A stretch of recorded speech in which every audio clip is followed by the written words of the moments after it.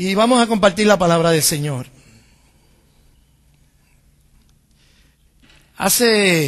No hace tanto que yo salí de la escuela. ¿Cuántos recuerdan su primer día en la escuela? Yo me acuerdo como si hubiese pasado 15 años. Pero fue un día, yo no sé, pero ese día cambia la vida de la gente, ¿verdad que sí? Y yo quiero, de alguna manera, déjame ver cómo se lo digo sin que nadie se me ofenda, pero yo estoy notando, no solamente en la iglesia local, yo estoy notándolo a nivel de la iglesia de Cristo, todas las congregaciones. Es como que, no sé, estoy notando como que se están inmiscuyendo o se están introduciendo dentro de la iglesia tanta cosa. Se está queriendo meter tanta mentira y tanta falsedad de hombres manipuladores que lo que quieren es dañar la doctrina de la iglesia y lo que quieren es hacer daño dentro de las congregaciones. Y estoy viendo que los hermanos de la iglesia se están quedando como que es algo normal. Y no es normal. De hecho, la Biblia dice que antes de que venga Cristo, de que Cristo retorne a la tierra, tiene que manifestarse la apostasía. La apostasía es cuando la persona está en la iglesia, ha enseñado la palabra de Dios y de momento voltea y empieza a predicar otra cosa. Y yo estoy viendo de que no sé si es por falta de conocimiento, no sé por qué, pero estoy notando como que en la iglesia nos estamos quedando muy cómodos con tener un culto a la semana y venir al culto a la semana y disfrutamos el culto a la semana y como que llenamos el tanque. Y yo creo que la vida del cristiano y la vida de iglesia es más que venir un domingo a la iglesia, porque lo estamos haciendo de una manera religiosa para llenar ese espacio los domingos, venir a la iglesia y cumplir con Dios, como se le llama. Es lamentable de que la iglesia tenga que cumplir con Dios. Es triste de que el culto a Dios se haya convertido en una carga, cuando yo me alegré con los que me decían a la casa de Jehová iremos. O sea, el culto debe ser, la iglesia debe ser el grupo. En el tiempo antiguo, la iglesia era el grupo, era el lugar donde la gente iba a recibir, ¿sabe? A recibir todo lo que el mundo le estaba negando. Era tanto que la iglesia primitiva vendían todos sus bienes y todo lo tenían en común. Por ejemplo, si usted se pega en la lotería, usted viene y trae a los chavos a la iglesia y el Señor los reprenda y sigue jugando lotería. Nosotros dependemos de Dios, ¿ok? Pero si usted recibe una herencia, venía la gente, vendía la herencia y todo era parte común, era algo común. Así era que se veía la iglesia en aquellos tiempos, en que todo el mundo tenía todo en común. Y yo creo que se ha ido perdiendo a través de los años ese concepto de iglesia. Yo creo también que debemos volver a nuestros principios. Debemos volver a lo que nos dio aquel primer amor, que éramos capaces de hablarle hasta al diablo si lo encontrábamos de frente, le predicábamos. Y le hablé sobre el primer día de escuela porque es necesario que nosotros como iglesia entremos a la escuela nuevamente y empecemos a experimentar aquello que se experimentó cuando éramos niños. ¿Recuerdan? Cuando usted llegó a la escuela por primera vez, hubo un montón de cambios dentro de su vida y yo quiero comparar esos cambios que hubo en su vida en aquel tiempo, los quiero comparar con lo que se supone que pasa en la iglesia en este tiempo. Y le vamos a poner por título a esta enseñanza de vuelta a la escuela. Mira, qué original. Cuando mami me soltó a mí en la iglesia, escucha. Cuando mami me soltó a mí en la escuela, cuando yo tenía 5 años, que fue a ¿cómo es que se llama? Kindergarten. Muchachos, los gritos se oían millas a la redonda, los gritos míos, cuando uno deja a los hijos, ¿verdad? Que cuando uno deja a los hijos como que... Pero, aunque hubo ciertos cambios, eran necesarios esos cambios en mi vida para formar la persona que yo o mis padres querían que yo fuera. De la misma manera pasa en la vida espiritual. Una vez usted acepta a Jesucristo como Salvador, lo primero que tiene que hacer, una vez llega a la edad, o sea, vamos a comparar recibir a Jesucristo como Salvador, vamos a compararlo con la edad de llegar a la escuela. Porque en realidad cuando usted no tenía a Cristo, usted estaba dejándose llevar por sus emociones, se dejaba llevar por sus instintos. No había Dios no era el que estaba manejando su vida. Así que cuando usted llega a Cristo, entonces es que usted empieza a aprender cómo es que se vive, qué es lo que se supone que se haga. Y es lo mismo que pasa con un niño cuando llega a ese tiempo en la escuela. Y es posible de que algunas de las cositas que yo diga aquí, usted diga, no, eso es a otro, a mí no me aplica. Pero lléveselo al corazón, porque yo estoy seguro que le va a aplicar a más de uno. Cuando lo primero que pasa con ese niño, cuando llega a la escuela, cuando usted llega a Jesucristo, lo primero que cambia es que su entorno cambia. Y de golpe, por ejemplo, llega una persona por ahí y se convierte a Jesucristo hoy, recibió todo este grupo de gente de hermanos. O sea, recibió una familia instantáneamente. Ya tu círculo se abrió a un grupo de gente que, te tengo que decir, van a estar pendientes de ti, van a estar preguntando por ti.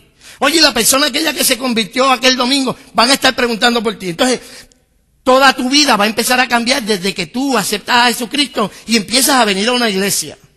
Desde ese momento en adelante su vida será más que mami y papi. Al niño, cuando llega a la escuela, lo primero es que ya papi y mami no van a estar contigo todo el tiempo. Sino que cuando llegaste a la escuela, ahora otro extraño, otra persona extraña, te va a decir qué es lo que tú tienes que hacer. Se espera de nosotros que nuestro círculo de amistades cambie. Nadie que ha aceptado a Jesucristo se puede mantener con el mismo círculo de amistades. ¿Sabe por qué? Porque la Biblia dice que Jesús no vino a traer paz. Él vino a traer espada y que hermanos se pelearan con hermanos. ¿Por qué? Porque esta verdad es muy grande. Y yo estoy seguro que cuando usted aceptó a Cristo en casa, papi está aquí de testigo, en casa nosotros teníamos un pariseo todos los fines de semana, porque lo que había era bebelata y lo que había era borrachera. Pero una vez Cristo llegó a casa, las amistades empezaron a irse. Porque una vez tú aceptas a Cristo, las personas no te van a aceptar porque aceptaste a Cristo. Entonces, la iglesia debe tomar entonces un lugar de importancia dentro de tu vida. Después de Dios, la familia y el trabajo en tu orden de prioridades, la iglesia debe ser lo más importante. Mira, después de Dios, en la lista de prioridades es Dios, mi familia, mi trabajo y la iglesia. Y si hay cualquier otra cosa que se interponga entre la iglesia y tú, hay algo que no va a funcionar bien. Y tú me puedes decir, yo me puedo congregar en casa, yo no necesito venir a la iglesia. Eso no es bíblico. Si queremos volver a la escuela y volver a los principios, tenemos que entender que esta reunión que tenemos aquí, la Biblia dice que ahí envía Jehová bendición y vida eterna. Ahí envía Jehová bendición y vida eterna. No hay otra opción. Dios estableció la reunión de los santos como el lugar, el momento en el que Dios va a manejar tu vida en colectivo, pero de una manera especial va a tocar tu vida a través del testimonio de otro hermano, a través de la predicación del pastor. Lo primero que pasa es que tu entorno cambia. Lo segundo que pasa es que ya tú no eres el centro de atracción. En casa, especialmente si tú eres el único niño, tú eres el niño mimado. Pero cuando el niño llega a la escuela, ya la maestra tiene 25 muchachos más y no le puede prestar la misma atención que mami te prestaba a ti. ¿Me sigue? El niño se va a encontrar con que ahora tiene que compartir la atención con otros 25 muchachos. Y cuando tú llegas a la iglesia, se espera de la iglesia que crezca al punto de que trabajamos para el reino y no para nosotros. Que entendamos de que no se trata de mí, sino que se trata de Dios. Que no tenemos que preguntar qué la iglesia puede hacer por mí, sino que preguntemos qué puedo hacer yo por la iglesia. Y no quiero quedarme ahí estacionado porque ahí podríamos hablar mucho. Porque la iglesia se ha convertido en el mantengo de gente y la iglesia no es para eso. Y Dios mío, eso no fue muy bien, déjame seguir. Tendrás que convivir con otros niños. El niño llega a la escuela, tiene que convivir con otros niños. De otras razas, de otro color, con otras costumbres. Niños que serán tan egoístas como él y que no querrán compartir como él tampoco le gusta compartir. entendiendo que somos advenedizos, peregrinos y extranjeros, y que la ciudadanía nuestra no está en la tierra, nosotros llegamos a la iglesia y nos encontramos con que el pastor es puertorriqueño, pero el líder de Ujieres es colombiano, y la esposa del líder de Ujieres es argentina, y tenemos aquí una de los miembros de la junta, la líder de damas, que es peruana, y seguimos buscando, y vemos una diversidad grandísima, y en ocasiones nosotros no podemos manejar eso, porque nunca hemos sido expuestos a la diversidad. Y entendemos y creemos que lo que nos enseñaron es todo lo que había. Y Dios es puertorriqueño y vive en Orocovis. ¿Me entiendes? Ya mami no va a estar conmigo todo el tiempo. Llegó el momento de ser independiente. Y en la iglesia se medirá tu fidelidad. Se espera que seas fiel, sin que te tengan que estar llamando, sin que te tengan que estar sobornando, sin que yo te tenga que entrampar. Eso es lo que se espera de un creyente. Ahora bien, hay muchas cosas que se pierden. Es cierto, yo soy el primero que te voy a aceptar de que hay cosas que se pierden. Cuando tú te conviertes a Cristo, hay cosas que se pierden. Porque lo primero que tienes que perder es amor propio. No el amor propio, sino el orgullo. Ese orgullo de que yo soy primero, segundo y tercero. O sea, pero si nosotros ponemos todo en balanza cuando llegamos a la iglesia, es cierto que vas a perder toda la atención, pero ganaste un maestro que te preparará para enfrentar la vida y para hacerte exitoso. O sea, ya no se trata de ti, pero se trata de Dios, pero ese Dios se encargará de cumplir el propósito por el que Él te creó. Entonces, cuando te pones a mirar todo en una perspectiva justa, no estás perdiendo, estás ganando. Es que ahora no puedo beber, ahora no puedo bailar. Ok, es posible de que no puedas hacer ciertas cosas, pero esas cosas que te están negando son solamente una inversión en tu destino. No lo veas como un sacrificio. Dios no quiere que tú te sacrifiques por tu destino. Ya tu destino está establecido. Tú vas a llegar porque Dios dijo que tú vas a llegar. Y todas las cosas que nosotros nos neguemos a lo largo del camino son simplemente una inversión que estamos haciendo en mi destino. Es cierto que vas a perder ese sentido de exclusividad, pero vas a ganar hermanos con quien compartir. Es cierto que vas a perder ese lugar dentro del spotlight. Tú te crees que eres el centro de atracción. Pero ganaremos la habilidad de trabajar en equipo, como si fuéramos una sola persona y lograr una meta en común. De eso es que se trata la iglesia. De eso es que se trata la iglesia.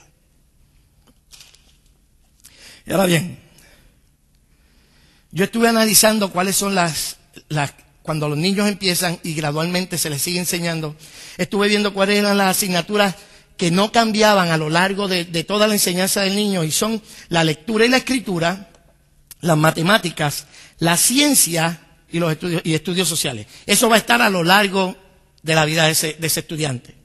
Yo creo que nosotros como iglesia nos debemos matricular en esta clase. Y ya tenemos la edad suficiente, ya hemos aceptado a Cristo y es necesario que entremos dentro del molde que Dios estableció para nosotros. Si analizamos esas asignaturas, vamos a ver la lectura y la escritura. El niño llega. Si usted ha sido un padre responsable, usted le va a enseñar entonces al niño a que ya empiece a reconocer las letras. De lo contrario, el niño va a estar un poquito atrasado, pero en la escuela, una de las cosas que le van a enseñar cuando llega el niño a la escuela, lo primero que se le enseña es a reconocer las letras. Esta es la A, esta es la B, esta es la C, y se le sigue enseñando el alfabeto, se le enseña las vocales, se le enseñan todas las letras. La Biblia dice que Felipe fue llevado por el Espíritu, o guiado por el Espíritu, donde había un eunuco que estaba leyendo la palabra. Y dice la Biblia que el eunuco estaba leyendo, pero no entendía. Cuando llegó Felipe le preguntó, ¿tú estás entendiendo lo que tú estás leyendo? El eunuco le dijo, pero es que no tengo nadie que me lo explique. Y cuando él por fin entendió la palabra, entonces pudo reconocer a Jesucristo como Salvador y ser salvo. Lo primero que tenemos que aprender nosotros en la iglesia es que tenemos que aprender a reconocer las letras. Se espera de nosotros que aprendamos a reconocer la palabra, que aprendamos a tener una buena relación con la Biblia, Que no sean los refranes populares los que rigen nuestra vida. ¿Cuántos digan un refrán? Ojo por ojo. Eso lo dice la Biblia. Al mal tiempo. Ay Dios. Se lo lleva la corriente, eso yo no lo sé. Árbol que nace doblado. Las malas conversaciones.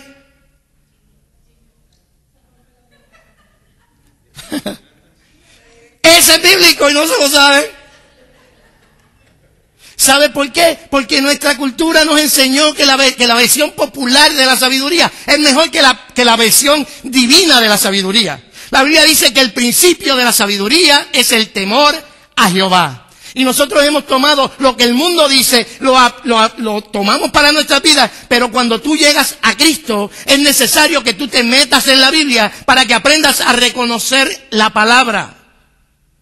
Empiezas a reconocer la palabra. La Biblia dice que es ancla firme del alma. La Biblia dice que la palabra es lumbrera a nuestro camino, que es lámpara a mis pies. La palabra dice que nos puede hacer sabios para la salvación. Lo primero que tienes que hacer es meterte en la palabra, empezar a estudiar palabra. Después que el niño aprende a distinguir las letras, se le enseña a distinguir dentro de la combinación de letras su nombre. Sígame con esto. Usted va a la escuela, le enseñan primero ABCD, le enseñan el alfabeto, le enseñan las vocales, le enseñan aquello y lo otro. Después le escriben su nombre para que donde quiera que usted vea su nombre, ya usted lo reconoce. No necesariamente que lo entiende ni que lo sabe escribir bien. Escúcheme. De la misma manera en la iglesia, una vez tú empiezas a reconocer la palabra, tú vas a poder mirar la palabra y darte cuenta cuando la palabra está hablando de ti. No, escúchame. Hay momentos en la Biblia que tú la vas a leer y te va a parecer un libro de historia. Pero va a haber momentos en la Biblia en que tú la vas a leer y parece que te están leyendo tu diario. Y parece que te están leyendo tu vida. Lo que está pasando es que están metiéndote en la palabra y vas a aprender a reconocer tu nombre dentro de las Escrituras. Y vas a poder entender cuándo es que la Biblia está hablando de ti. Cuando el nene llega, yo llegué ¿le digo mi sobrenombre o no se lo digo? Yo se lo dije, yo les prometí que algún día se lo diría. Ok, hoy no es. Pero a mí me dicen Ruby. A mí me dicen Ruby y siempre me llamaron Ruby. Pero cuando yo voy a la escuela, la maestra no me llamó Ruby. Porque la maestra quería que yo aprendiera cómo era que yo me llamaba. Y que yo pudiera reconocer mi nombre en las letras que ya me había enseñado. O sea, para los muchachos del barrio yo seguía siendo Ruby, pero para la escuela yo era José Rubén Rosado Díaz. Sígueme con esto, porque cuando tú aprendes la palabra de Dios, entonces te vas a dar cuenta que en la Biblia te están llamando no como te llaman los hombres, sino que te están llamando conforme a tu destino. No, usted está ahí como si estuviera en la playa. Escúchame, te estoy diciendo que en el librito ese negro que tú tienes ahí, que a veces lo usas de pisapapeles, en ese librito se está hablando de ti y te están hablando por nombre y apellido y te están diciendo tú eres real sacerdocio, nación santa, pueblo adquirido por Dios, tú eres más que vencedor, tú eres bendecido. Pero si no sabes la palabra, tú sueñas con que algún día tú seas bendecido y te vas ay Dios mío, por poco meto las patas. Te vas de sitio en sitio buscando unciones y te vas de sitio en sitio buscando revelaciones cuando en la palabra se viene hablando de ti desde antes de la fundación del mundo y Dios dijo que tú vas a terminar la carrera porque el que empezó la buena obra en mí la terminará. Pero eso yo lo encuentro en la Biblia. Una vez reconozco la palabra, puedo encontrar mi nombre dentro de esa palabra. Algo que hacen para los niños para que aprendan a manejar las palabras es que empiezan a buscarle palabras que rimen. ¿Verdad que sí? Mire, ay Dios, ahora no me acuerdo de ninguna que rime. Algo que rime, dígame alguien. Mamá me mima, yo mismo mi mamá. Entonces te enseñan a rimar palabras porque entre más tú rimes palabras, desarrolla algo dentro de tu cerebro, ¿entiendes? Entonces, La iglesia funciona de la misma manera. Una vez tú te has metido dentro de esa palabra y tú reconoces tu nombre, tú vas a empezar a buscar en la palabra cosas que rimen con tu necesidad para que te dé paz dentro de tus momentos difíciles. Escúchame, porque va a haber momentos en tu vida en que tú no vas a encontrar solución. La solución está en la palabra. No esperes que venga un profeta de por allá a tumbarte la peluca. La palabra de Dios es la única que te va a dar paz en medio de la tormenta. Tienes que aprender a rimar lo que la Biblia dice con tu situación. Si yo estoy pelado, para otros países ustedes saben que pelado es que estoy arrancado, no tengo ni un vellón. Yo tengo que buscar en esa Biblia donde Dios prometió prosperidad. Ahí tiene que estar. Y si no está ahí es que no es para mí. ¿Me siguen? O sea, si no está en la Biblia, es que no es para mí. Eso, yo no estoy soñando yo con pajaritos preñados, como dicen en mi barrio. Pero cuando yo aprendo la palabra de Dios y yo empiezo a buscar en la palabra las promesas de Dios que rimen con mi necesidad, yo puedo estar confiado de que Dios no me sanó hoy, quizás me sana mañana y yo sigo reclamando esa sanidad hasta que Dios lo haga. ¿Me entienden? Yo estoy arrancado hoy, pero yo no voy a estar arrancado toda la vida, porque yo lo que voy a hacer es empezar a sembrar, porque el que siembra, cosecha. Entonces, cuando yo hago rimar mi necesidad con la palabra de Dios, soy bendecido. Soy bendecido.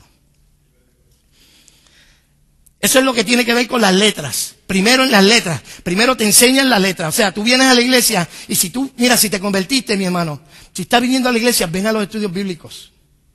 Ven a los estudios bíblicos porque ahí es donde se forma al creyente. Los domingos yo voy a la ligera y no tengo tiempo de contestar preguntas, no podemos hacer nada de eso, pero en un estudio bíblico tú vienes, preguntas y aprendes. Si no venimos a la escuela bíblica, si no aprendemos de la palabra, nunca vamos a encontrar la solución a nuestro problema dentro de la palabra y andaremos como a mí me da pena, de verdad, honestamente me da pena, porque yo he visto gente que son adictos. Y ellos andan de punto en punto buscando la cura.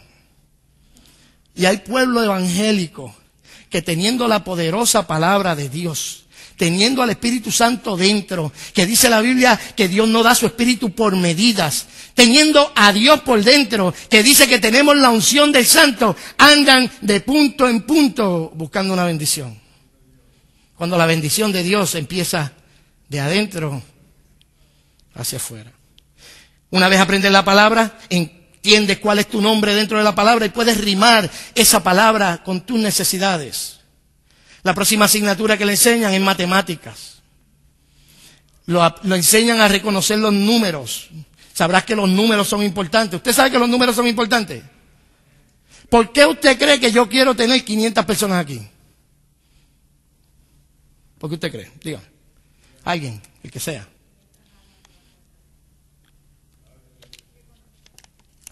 Que dilo duro, Aida. Son 500 almas que el diablo no se llevó. ¿Me entiendes? Los números son importantes. A veces estamos pensando, yo he oído y he leído en el internet, no, yo prefiero tener 25 salvos. No, pues yo prefiero tener 2000, aunque no sean salvos, pero predicarle la palabra para que ese número, mira, si de 2000 se salvan 500, fueron 500. ¿Qué hago yo con 25 santurrones que sabrá Dios se van para el infierno de todas maneras? Hay que aprender a apreciar los números, y los números son importantes. Y yo quiero que esto se llene, no para gloria mía, sino para gloria del reino de los cielos, que se salvaron 300 personas, 400 personas, que fueron 400 que el diablo no se llevó. Fueron 400 personas que pudieron lidiar con su matrimonio, que pudieron lidiar con su problemática, que pudieron vivir la vida abundante que Cristo prometió. Tiene que aprender a reconocer la importancia de los números. Entonces lo que hacen con el niño, después que ya tú aprendiste el 1, 2, 3, 4, 5, 6, 9, 10, primero hasta 10, porque usted sabe que después del 10 todo es repetición. Entonces le dan a escoger al niño entre diferentes grupos, donde hay más y donde hay menos. Mire cómo va el proceso de crecimiento. Primero es solamente palabra.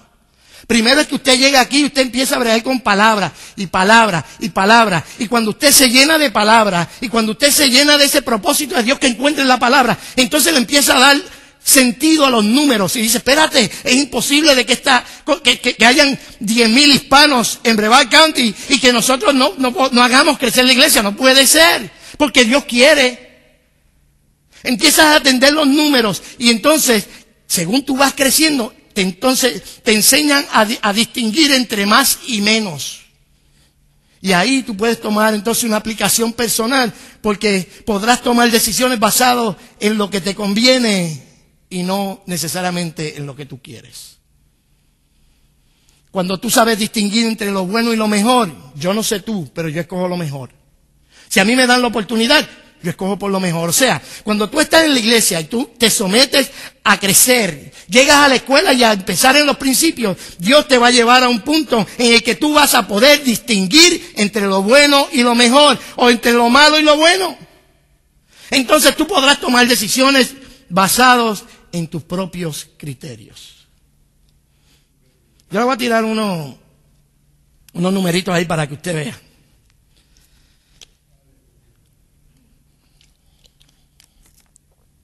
Cuando Dios llamó a Moisés y le dijo, Moisés, mi hijo, vamos a sacar el pueblo de Egipto, lo vamos a llevar a Canaán.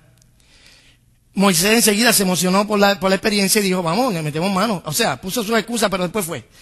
El pueblo salió y todo el mundo salió con la idea de la libertad, pero ellos no sabían lo que iba a costar el llevar ese pueblo desde el río del Mar Rojo hasta donde estaba la tierra prometida. Eran 40 años que estuvieron. Ellos debieron haber estado en menos, pero la cuestión es que estuvieron 40 años. Mire esto. Para que eso pasara, miren los números, necesitaban 1,500 toneladas de comida diaria. Necesitaban 2 trenes de 1 milla de largo para poder traer la comida. Necesitaban 4,000 toneladas de madera para cocinar esa comida. Necesitaban 5 trenes de 1 milla de largo cada uno para poder cargar la madera, porque ellos iban moviéndose para cargar la madera para poder cocinar esa comida. Se necesitaban 11 millones de galones de agua para el uso regular. 1,800 millas de largo en trenes de tanques para traer esa agua.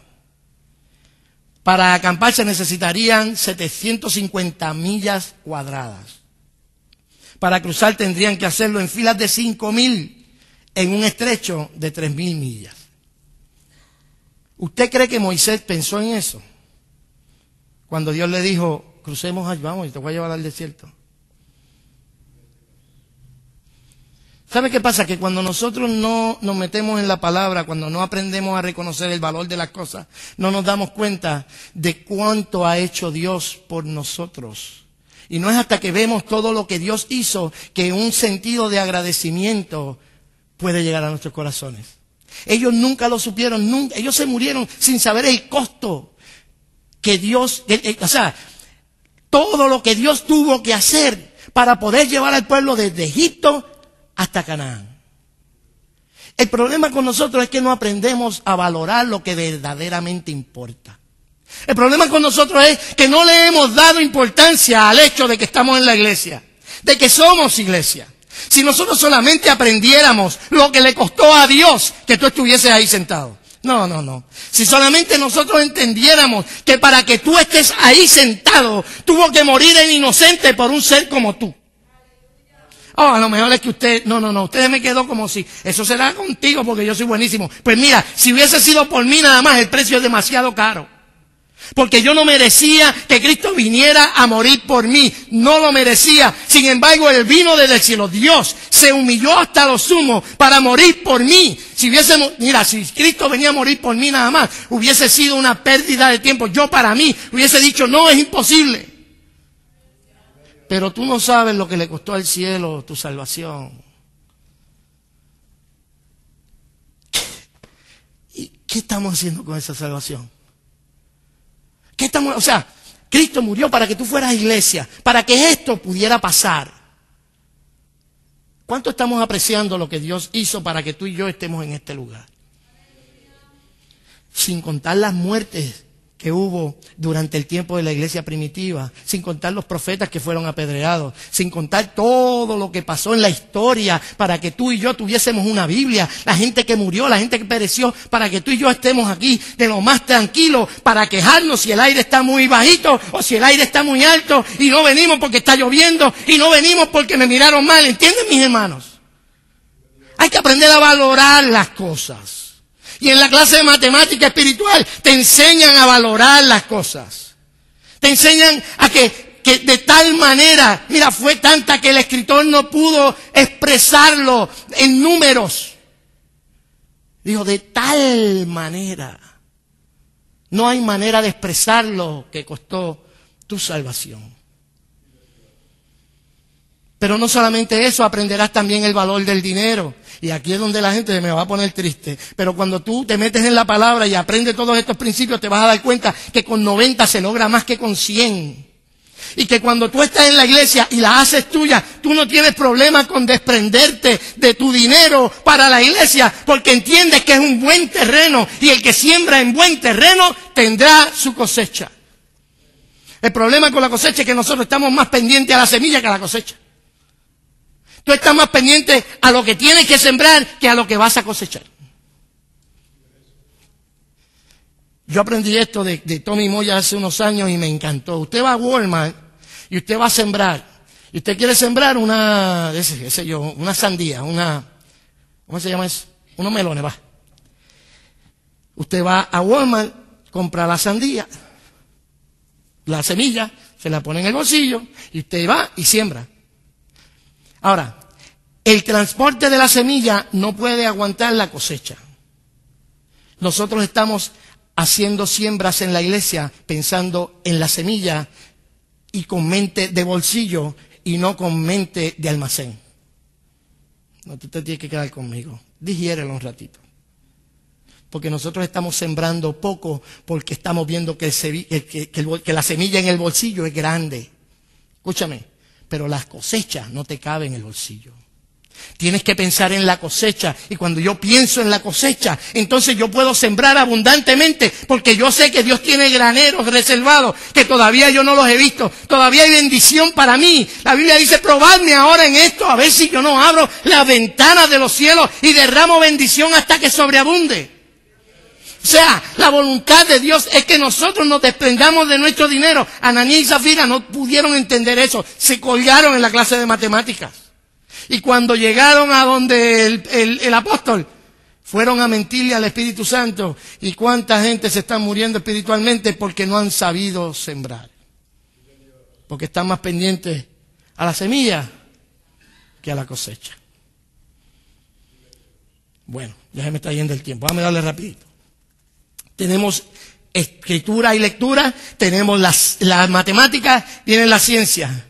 La ciencia no es nada más que averiguar. Usted va creciendo, usted va creciendo. Lo primero que Dios hace es que te mete dentro de la palabra. Tú aprendes todos estos principios. Entonces empiezas aprendes a valorar las cosas de una manera más amplia, de una manera mejor. Y después viene la ciencia. La ciencia es cuando a ti te pasa algo y tú no encuentras explicación. O sea, te harás preguntas acerca de tu mundo. Y cuando ¿cuántos hicieron la feria científica? Yo una vez hice uno con una batería en el salón y una bombilla. Mira qué sencillo. Y yo ponía una puntita de la bombilla en un vaso con agua y la batería y después el cablecito para que prendiera la bombilla. Porque el agua era conductor de qué sé yo ni qué, algo así. No me acuerdo si funcionó o no. La cuestión es que según tú vas haciendo el experimento, tú empiezas a notar. Hubo personas que se llevaban una habichuelita y ellos iban anotando cuál era el desarrollo de la planta de habichuelas. Porque lo que se te enseña en la clase de ciencia es a cuestionar lo que está a tu alrededor. Yo sé que a ti te dijeron que a los siervos de Jehová no hay que cuestionarlo. Yo te tengo que decir, cuestiona todo lo que yo te estoy diciendo el día de hoy. Llévalo a la Biblia. Y si no pasa por la Biblia, deséchalo. Todo, mira, todo. Porque esta cultura nueva que hay, en el que el pastor es el dictador, y él es el que dice, y él es el que hace, y él es el que manda, y el que no se someta está en rebeldía, eso no es de Dios. Porque en esto que estamos, la Biblia dice, mientras ellos dicen que el análisis es parálisis, lo que la Biblia dice es examinarlo todo. Retén lo bueno, desecha lo malo. Usarás herramientas para hacer tus investigaciones, aprenderás a usar la palabra de Dios como herramienta para investigación. Ella te dará respuestas a tu situación y a tu problema. Y harás interpretación de las investigaciones que has hecho. Por ejemplo, tú estás pasando por un momento difícil. Entonces, ese momento difícil tú no le encuentras explicación. Entonces llegó el momento de que apliques lo que aprendes en la clase de ciencia y es a cuestionar todo lo que está pasando a tu alrededor. Eso fue lo que le pasó a Job. Job estaba en un momento de bendición. De momento, se le murieron los hijos, le mataron los hijos, se quedó en la plangana. ¿Qué fue lo que él hizo? Empezó a cuestionar. Cuestionar no es malo. Cuestionar es bueno. Pero que tú no puedes cuestionar a Dios. Pero chicos, serás tú un canto de palo que no siente ni padece. Pues claro que yo le pregunto a Dios, Señor, ¿cómo es que? ¿Qué pasó aquí? ¿Qué está pasando en mi vida? ¿Sabe qué es lo que pasó en la vida de Job? Que Job, después que hizo todas sus averiguaciones, después que analizó todo lo que le había pasado, dijo una de las expresiones más bonitas que hay en la Biblia: de oídas te conocía, pero ahora mis ojos te ven. Porque cuando tú te metes en la palabra, y aunque te toque cuestionar y te toque sufrir, te vas a dar cuenta que no hay nada que pase en tu vida que no sirva a un propósito. Todas las cosas obran para bien de aquellos que aman a Cristo. Y después te toca estudiar estudios sociales.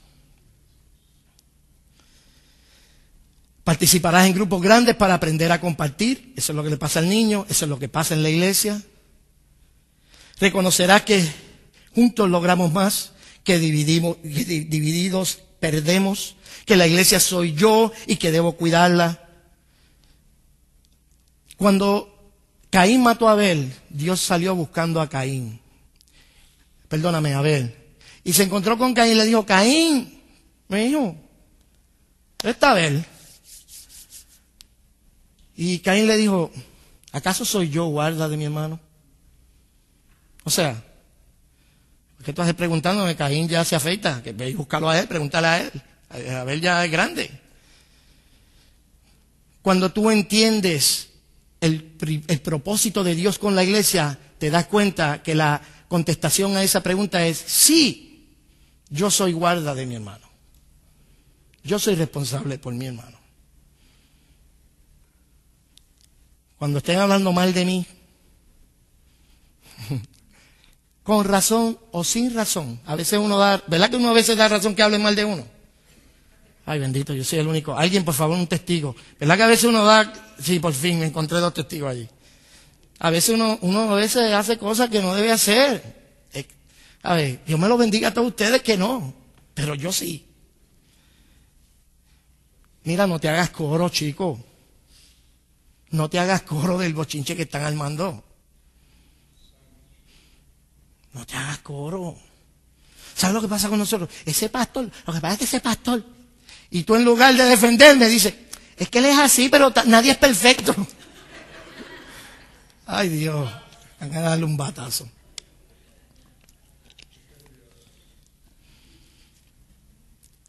La pregunta debe ser afirmativa cuando Dios te pregunta, cuando se te... ¿Acaso soy yo guarda de mi hermano? Sí, yo soy guarda de mi hermano. Sí, yo soy guarda de la iglesia. Sí, yo soy guarda del evangelio. Sí, yo tengo que velar por el bienestar de la iglesia. No solamente por el bienestar físico, sino por lo que digan de la iglesia. Yo soy guarda del hermano. Aprenderás a distinguir el vocabulario y conducta deben observarse de acuerdo al contexto en que tú estés. Gente haciendo chistes colorados y hablando de asquerosidades mientras están comiendo. ¿Qué es eso? Hablando de gases y chicos, estoy comiendo. Este no es el contexto para ese tipo de conversación. Una gritería en la corte y en la iglesia y entran por ahí, parece que entraron al parque y se sientan con las patas arriba de los bancos. Pero ven acá. todo eso se aprende, según tú vas creciendo, tú te das cuenta de que todos los contextos no son iguales y tú tienes que aprender a discernir dónde que tú estás. Y cuando estamos en la iglesia, estamos en el templo de Dios y la presencia de Dios está en este lugar y se merece reverencia. Alguien diga amén más duro. Merece reverencia. Dios merece ser reverenciado. Él es digno de nuestra reverencia. Y algo que pasa en la clase de estudios sociales es que aprenderás a identificar información personal sobre usted. Aprenderás que está bien ser diferente. Aprenderás que eres único. Aprenderás que eres exclusivo, que no hay nadie como tú. Aprenderás a amar como Dios ama. Mira el crecimiento que hay. Usted llega a la iglesia y en la iglesia usted viene nuevecito. Usted quizás vino de la religión que casi todos nosotros venimos. Usted vino de otra religión. Cuando llega a la iglesia, usted se va a dar cuenta de que, fíjate, esta iglesia no es igual a aquella que yo iba antes. Aquí estudian la Biblia. Si usted ve que dice estudio bíblico, venga, le invito. Escúcheme, yo sé que va a retar todo lo que usted ha aprendido anteriormente. Ese es el riesgo que usted se corre. O usted sigue pensando como pensaba, o usted crece.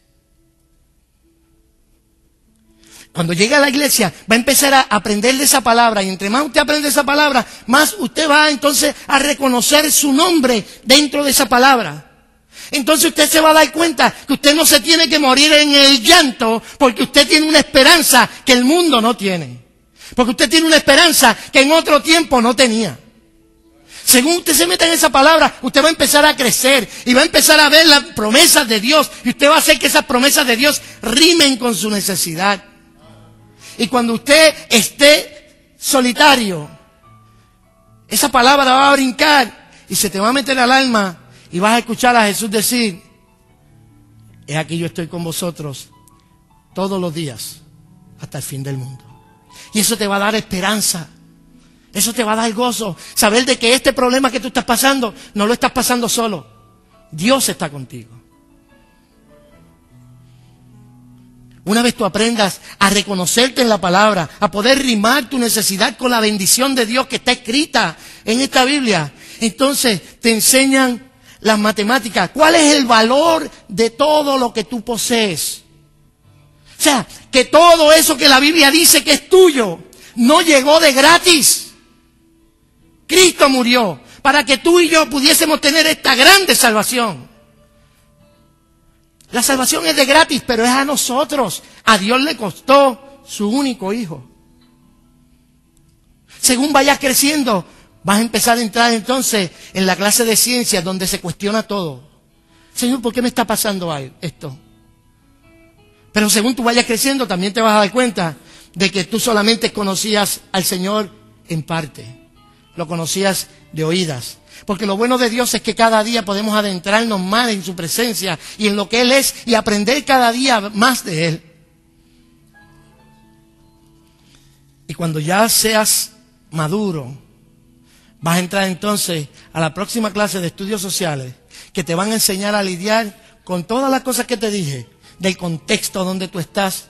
Te van a enseñar todas esas cosas, pero sobre todo vas a tener un concepto de que yo soy único y exclusivo.